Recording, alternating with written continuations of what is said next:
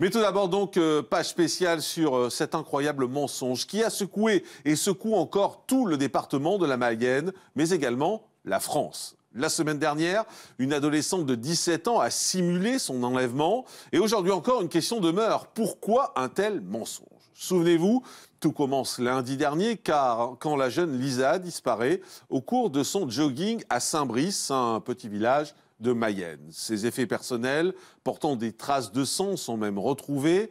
L'alerte est tout de suite donnée par ses proches. Une enquête est ouverte. 50 puis 120 gendarmes sont mobilisés pour la retrouver. Et tout laisse à penser que le pire a pu se produire. Mais 24 heures plus tard, la jeune fille se présente saine et sauve dans un restaurant de Sablé-sur-Sarthe. En état de choc, elle dit avoir été enlevée puis séquestrée par deux hommes à bord d'une camionnette verte. Les enquêteurs se mettent alors à la recherche de ces ravisseurs, mais les premiers détails donnés par Lisa sonnent faux. La fameuse camionnette verte n'a été vue par personne dans la région. Elle dit également avoir reçu des coups de poing, mais les expertises médicales ne montrent que des égratignures. La jeune fille est également incapable de décrire ses agresseurs. L'adolescente est donc entendue par les gendarmes 3 jours après sa réapparition miraculeuse. Et là, Lisa avoue avoir menti et simulé son enlèvement. Il n'y a jamais eu de ravisseur, ni de camionnette verte. Retour donc sur ce mensonge incroyable qui provoque beaucoup d'incompréhension. Une voiture quitte la gendarmerie de Château-Gontier cet après-midi. À son bord, l'adolescente de 17 ans accompagnée de ses parents, il regagne le domicile familial. Depuis ce matin, la lycéenne était auditionnée. Devant les enquêteurs, elle a finalement reconnu avoir menti et ne jamais avoir été enlevée, explique la procureure en charge de l'affaire. Selon elle, les blessures sont d'origine accidentelle. Elle aurait notamment découpé son t-shirt avec une paire de ciseaux. Elle a ajouté être désolée d'avoir causé une mobilisation importante. La fin d'une semaine d'interrogation et d'angoisse dans la région. Tout commence lundi dernier.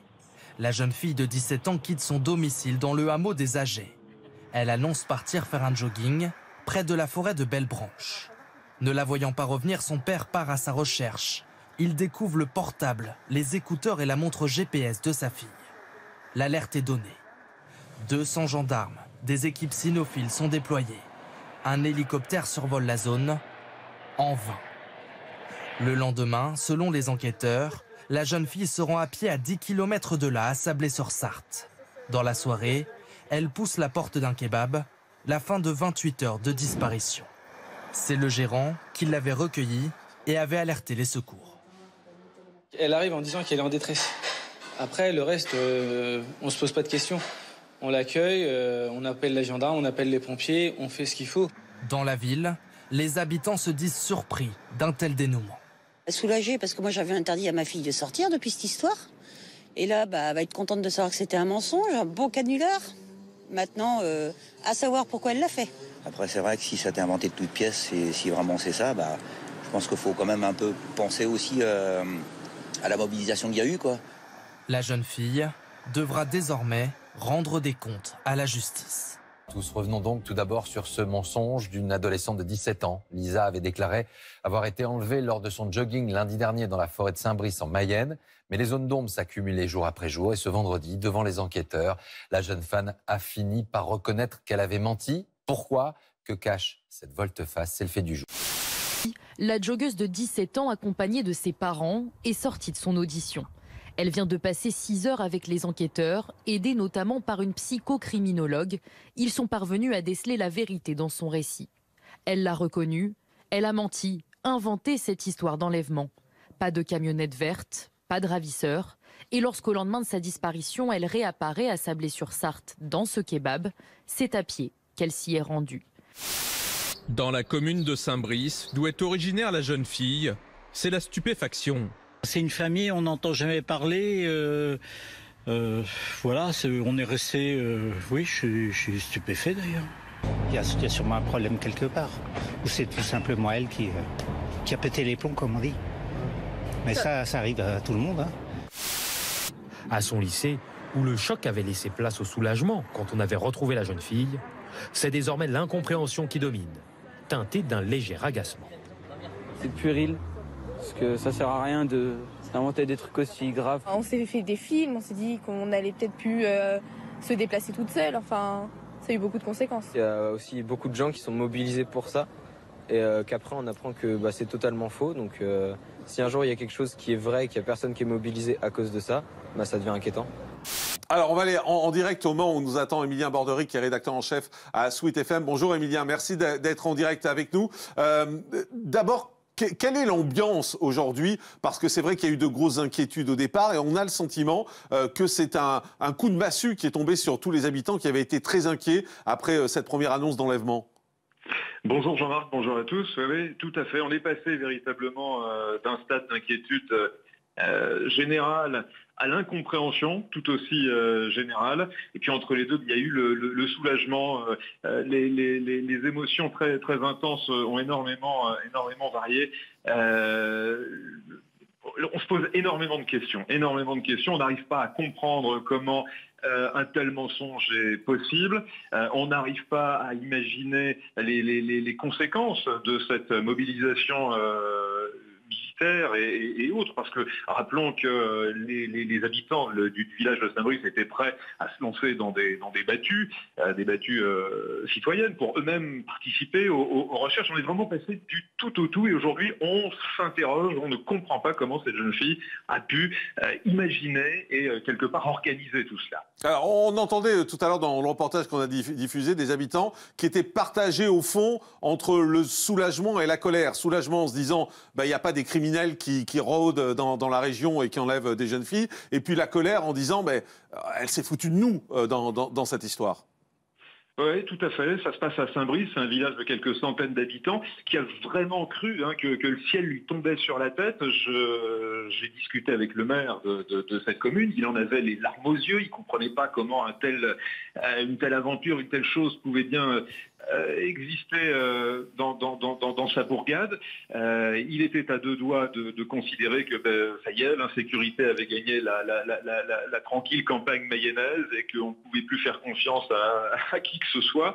Et puis voilà, on passe de ce constat, ce défaitisme un peu total à cette incompréhension. Et puis oui, quelque part, tout le monde finira sans doute par s'en remettre et on va se rendre à l'évidence. Non, il fait bon vivre à Saint-Brice et on est tranquille à Saint-Brice, malgré tout. Effectivement. Merci beaucoup, Emilien Bordery, d'avoir été avec nous, rédacteur en chef à Sweet FM au Mans. Nous sommes à Saint-Brice, en Mayenne. Ce petit village, près d'Angers, est connu pour être un lieu tranquille. Mais ce lundi 8 novembre, la tranquillité de ses habitants va être bouleversée par une disparition inquiétante. Vers 19h, un habitant se pose des questions. Sa fille ne revient pas de son jogging. Elle est pourtant partie depuis 16h et l'adolescente de 17 ans a l'habitude de partir courir près de la forêt de Belle-Branche, juste à côté du village. Son père décide alors de partir à sa recherche. Mais la jeune fille est introuvable. C'est à ce moment-là qu'il découvre un élément inquiétant dans le bois. Les écouteurs de sa fille qui portent des traces de sang. Le père donne alors immédiatement l'alerte. Les forces de l'ordre prennent au sérieux cette disparition inquiétante, car la jeune fille n'a pas le profil d'une fugueuse. Dès 21h, 50 gendarmes sont mobilisés sur le terrain. Et tandis que les recherches commencent, plusieurs affaires de la disparue sont retrouvées. Sa montre connectée et son téléphone sont en effet présents sur son parcours. Et d'après les proches de la jeune fille, elle utilisait une application pour courir. Elle publiait donc en temps réel son itinéraire sur les réseaux sociaux. Mais lundi soir, son parcours s'est arrêté net. Après plusieurs heures de recherche, les gendarmes n'ont toujours pas trouvé trace de l'adolescente. Vers minuit, ils ont en effet décidé de suspendre leurs investigations. C'est le parquet de Laval qui a été saisi de l'affaire. Et depuis quelques heures, ce sont 120 gendarmes qui sont sur le terrain. Une équipe cynophile, une équipe fluviale, ainsi qu'un hélicoptère sont également mobilisés. Un dispositif de surveillance est également mis en place dans l'endroit où réside la jeune disparue. Mardi 9 novembre, en fin d'après-midi, lors d'une conférence de presse, la procureure de Laval annonce que l'enquête est requalifiée en enlèvement et séquestration.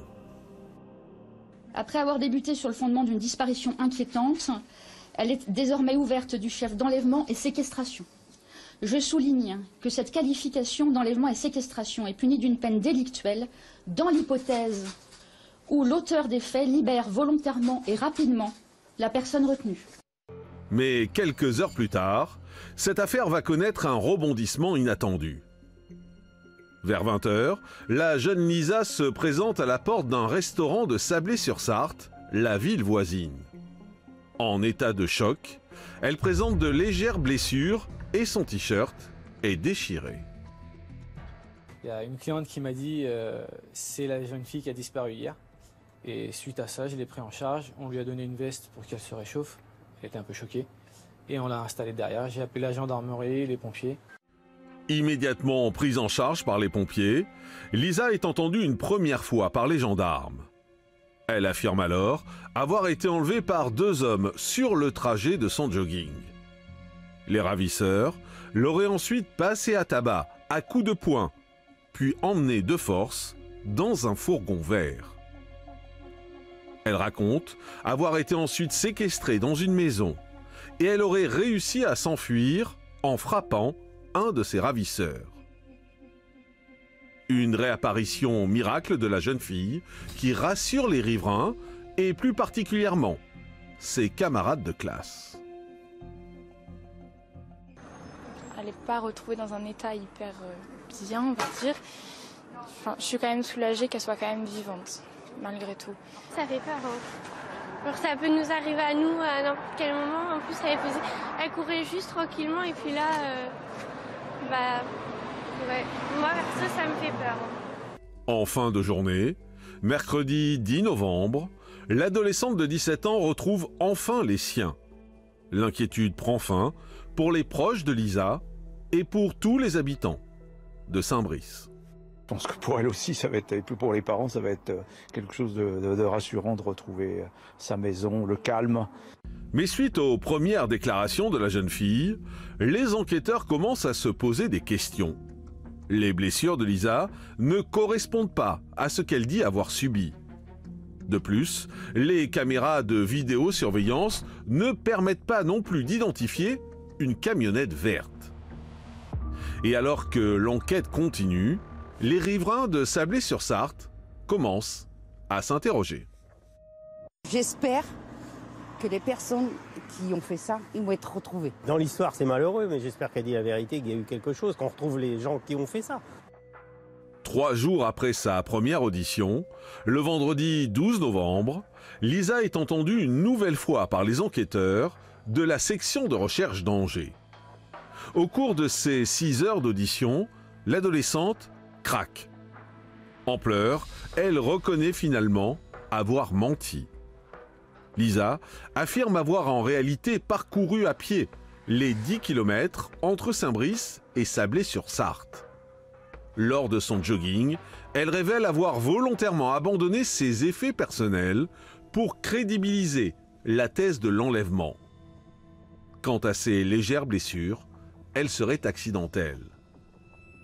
Elle affirme également avoir elle-même découpé son t-shirt avec des ciseaux. Mais la jeune fille ne donne pour l'instant pas plus d'explications sur ce qu'elle a fait pendant ces 24 heures de disparition.